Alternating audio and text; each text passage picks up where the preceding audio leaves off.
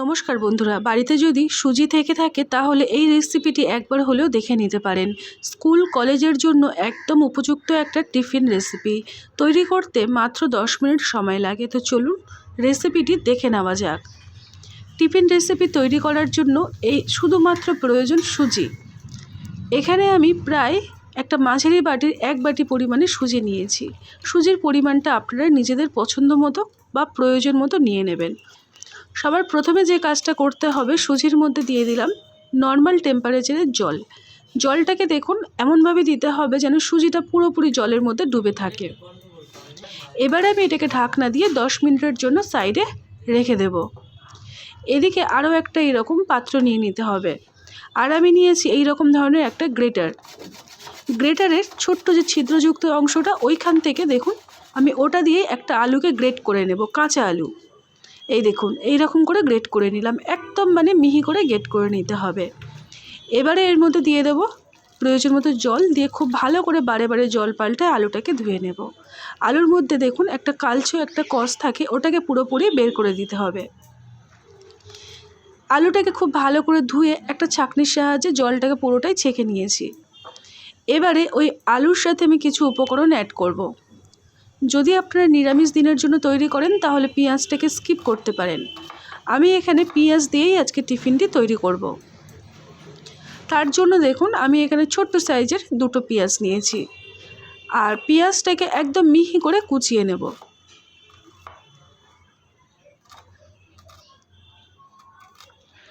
যতটা ঝিরিঝিরি করে কোচানো যাবে ততটাই খেতে ভালো লাগবে। দেখুন এই রকম ঝিরিঝিরি করে কুচিয়ে নিলাম। পেঁয়াজটাকে আলুর মধ্যে তুলে নিয়েছি। এবারে আমি এই পেঁয়াজের আর আলুর সাথে কিছু উপকরণ আরও অ্যাড করব। যেমন প্রথমে দেখুন একটু ধনেপাতা কুচিয়ে নিয়েছি, আর ছোট্ট 1 ইঞ্চি পরিমাণে আদা, সেটাকে একদম মিহি করে গ্রেট করে নিতে হবে। যেহেতু এই অংশে গ্রেট করেছি দেখুন একদম মিহি করে বাটার মতো হয়ে গেছে। এবারে ওটাকে আমি সাইড করে নিলাম, আর নিয়ে নিচ্ছি 2টো কাঁচা লঙ্কা। একটু ঝাল ঝাল হলে খেতে কিন্তু মন্দ হয় না। আপনারা যদি বাচ্চার জন্য তৈরি করে থাকেন তাহলে ঝালটা নিজেদের মতো করে বুঝে শুনে কিন্তু দিতে হবে। লঙ্কাটাকে একটু ফাইন করে কুচিয়ে নিলাম, যাতে করে মুখে পড়লে কিন্তু আবার ভালো লাগবে না। তো এই সামান্য কিছু উপকরণ দিয়ে আজকের আমি টিফিনটি তৈরি করব। এবারে এই আলুর মধ্যে সমস্ত আমি উপকরণ অ্যাড করলাম। এবারে দিয়ে দেবো কিছু বেসিক মশলা, তবে 1 মুঠো পরিমাণে মটরশুঁটিও এখানে অ্যাড করলাম।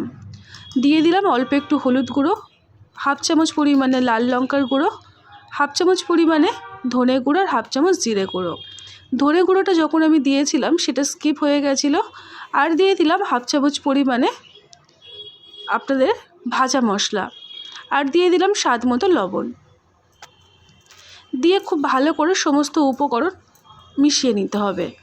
যেহেতু এখানে লবণ দিয়েছি তাই আলুর থেকে সমস্ত সবজির থেকে কিন্তু জল ছাড়তে আরম্ভ করে দেবে। এটাকে একটা চামচের সাহায্যে খুব ভালো করে মিশিয়ে নিচ্ছি। দেখুন মেশানো আমার হয়ে গেছে, আর আগের তুলনায় আলুটা কিন্তু অনেক নরম হয়ে গেছে। আর এখানে এক্সট্রা জলটা বেরিয়ে আসতে হবে, জলটা আজকের আমি আর ফেলবো না। এটা সমেতই এবার আমি সুজির মধ্যে এটাকে অ্যাড করব। তবে তার আগে সুজিটাকে একটু ভালো করে এই রকম করে ফাটিয়ে নিতে হবে। দেখবেন কোনো রকম জল ছাড়াই সুজিটা কত সুন্দরভাবে ফাটানো হবে। যেহেতু সুজিটা আমরা একটু জল দিয়ে ভিজিয়ে রেখেছিলাম, তাতে করে দেখুন কত সুন্দর ফাইনভাবে ফাটানো হয়ে গেল। এবারে এর মধ্যে আগের থেকে ম্যারিনেট করে রাখার সমস্ত উপকরণ অ্যাড করে দিলাম। সবজির মধ্যে যেহেতু একটু পরিমাণে জল রয়েছে তাই এখানে আর আমি এক্সট্রা জল দেব না। এটাকে খুব ভালো করে সুজির সাথে মিশিয়ে নেব। এই টিফিন রেসিপিটি একদম সহজ সরল এবং সাধারণ। আপনারা একবার যদি তৈরি করেন দেখবেন বারে বারে আপনাদেরকে তৈরি করার জন্য সবাই বলবে। এই দেখুন এই রকম করে একটা ব্যাটার আমি রেডি করে নিলাম। এবারে টিফিনটি তৈরি করব। একটা তাওয়া আমি গ্যাসের উনানে বসিয়েছি, আর তার মধ্যে 1 চামচ পরিমাণে রিফাইন তেল অ্যাড করলাম। তেলটাকে হাই হিটে গরম করে নিতে হবে, না হলে কিন্তু নিচে লেগে যাওয়ার সম্ভাবনা থাকবে। এবারে তেলের মধ্যে 2-4টে কারি পাতা দিয়ে দিলাম। অবশ্যই করে চেষ্টা করবেন কারি পাতা অ্যাড করতে। আর দিয়ে দেব অল্প একটু কালো সর্ষে। এই কালো সর্ষে আর কারি পাতার এই কম্বিনেশনটা কিন্তু এই টিফিনটাকে দারুণ টেস্ট আনে। এবারে এটাকে মোটামুটি কয়েক সেকেন্ডের জন্য তেলের মধ্যে ভেজে নেব, যাতে করে একটা সুন্দর মিষ্টি গন্ধ বেরোয়। দেখুন এইরকম করে ভেজে নিতে হবে। এবার তাওয়ার চারিদিকটায় আমি সর্ষে আর কারি পাতাটাকে এইভাবে ছড়িয়ে দিলাম। এবারে এর ওপর থেকে এবারে দিয়ে দিতে হবে যে আগের থেকে যে সুজির ব্যাটারটা রেডি করলাম ওটাকে দিয়ে দিলাম। এই টিফিনগুলো খুব একটা বড় হয় না, একটু ছোট্ট মিডিয়াম সাইজ করে করলে কিন্তু বেশ ভালো লাগে খেতে। এবারে এটাকে আমি চারিদিকটায় ছড়িয়ে দিয়েছিলাম। কিছুক্ষণ পরে আপনাদেরকে আমি দেখাচ্ছি। ওপরটা যখন দেখবেন ভালোভাবে শক্ত হয়ে যাবে তখনই উল্টে দিতে হবে।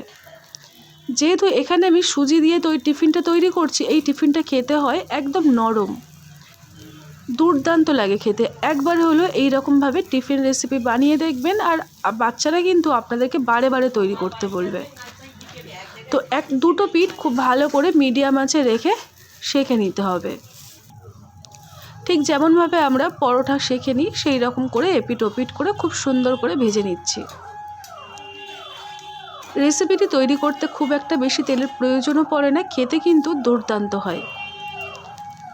এই দেখুন এটা আমার সেঁকা হয়ে গেল। এবারে আমি এটাকে একটা পাত্রের মধ্যে তুলে নেব। তো আজকের টিফিন রেসিপি একটা টিফিন আমার তৈরি হয়ে গেল। দেখুন আরও একটা আমি এই রকম পদ্ধতিতে বানিয়ে আপনাদেরকে আমি দেখিয়ে দিচ্ছি।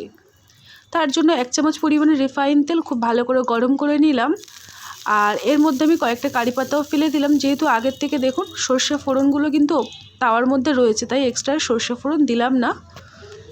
এবারে আমি এর মধ্যে দিয়ে দেবো আগের থেকে রেডি করে রাখা সুজির ব্যাটারটাকে দিয়ে হাতের সাহায্যে একটু চারিদিকটা স্প্রেড করে দিচ্ছি। দিয়ে কিছুক্ষণ জমাট বাঁধা পর্যন্ত অপেক্ষা করব। তারপরে আর একটা পিঠ উল্টে দিলাম। সেম পদ্ধতিতে অল্প একটু তেল এখানে অ্যাড করলাম, করে দুটো পিঠ খুব ভালো করে কম আঁচে রেখে সেঁকে নিতে হবে। যতটা কম আঁচে রেখে সেঁকবেন দেখবেন কালারটা খুব একটা বেশি আসবে না, তবে একটা মুচমুচে ভাব আসবে, খেতে কিন্তু দুর্দান্ত হয়।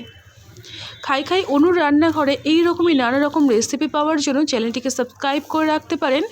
আর যদি মনে হয় রেসিপিটি শেয়ার করার প্রয়োজন তাহলে শেয়ারও করতে পারেন। দেখুন কথা বলতে বলতে এটাকেও খুব ভালো করে সেঁকে নিচ্ছি। একটু সময় লাগবে ঠিকই, তবে খেতে কিন্তু দুর্দান্ত হয়। মাত্র 10টা মিনিট হাতে থাকলে টিফিনটা বানিয়ে আপনার বাচ্চাদেরকে দিতে পারেন, বা স্কুল কলেজে দিতে পারেন, বা অফিসের জন্য রেডি করে দিতে পারেন, অথবা রাত্রে ডিনারের জন্য কিন্তু একদম উপযুক্ত একটা টিফিন। এই টিফিনটি খাবার জন্য কোনো রকম টমেটোর সস বা মেয়োনিজ বা কোনো রকম চাটনির প্রয়োজনই পড়বে না, শুধুই খাওয়া যাবে।